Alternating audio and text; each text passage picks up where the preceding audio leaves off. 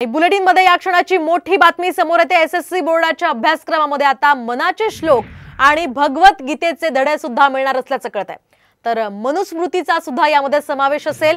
शिवाय अशी माहिती दलित संघटनांनी या निर्णयाला विरोध केल्याची सुद्धा सध्या मिळते। मनुस्मृतीचा अभ्यासक्रम त्वरित मागे घ्यावा अशी मागणी त्यांनी मुख्यमंत्र्यांकडे केली आहे। राष्ट्रीय शैक्षणिक धोरणानुसार राज्याचा शालेय अभ्यासक्रम जो आहे त्याचा आराखडा आता जाहीर करण्यात आलेला आहे। प्रत्येक विषयामध्ये भारतीय ज्ञान प्रणालीवर आधारित घटकांचा समावेश करावा अशी सूचना त्यामध्ये आहे आणि त्यानुसार भाषा विषयांच्या अभ्यासक्रमासाठी मनाचे श्लोक आणि भगवत गीतेचा अध्याय पाठ करायला लावण्याच्या सूचना करण्यात आल्याची माहिती सूत्रांनी दिली आहे। तर मूल्यांसाठी मनुस्मृतीतील श्लोकांचा वापर करण्याचा सुद्धा निर्णय हा वादग्रस्त यामुळे ठरू शकतो अशी माहिती आहे।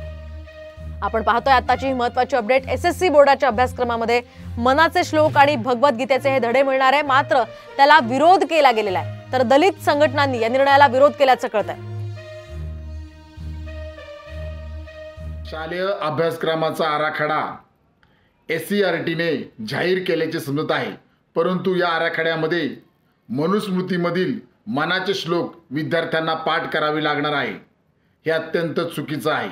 महाराष्ट्राचे माननीय मुख्यमंत्री एकनाथ शिंदे साहेब, आम्ही आपणास रिपब्लिकन पार्टी ऑफ खरात पक्षातर्फे मागणी करत आहे की या अभ्यासक्रमामध्ये मनुस्मृतीमधील मनाचे श्लोक त्वरित मागे घ्यावेत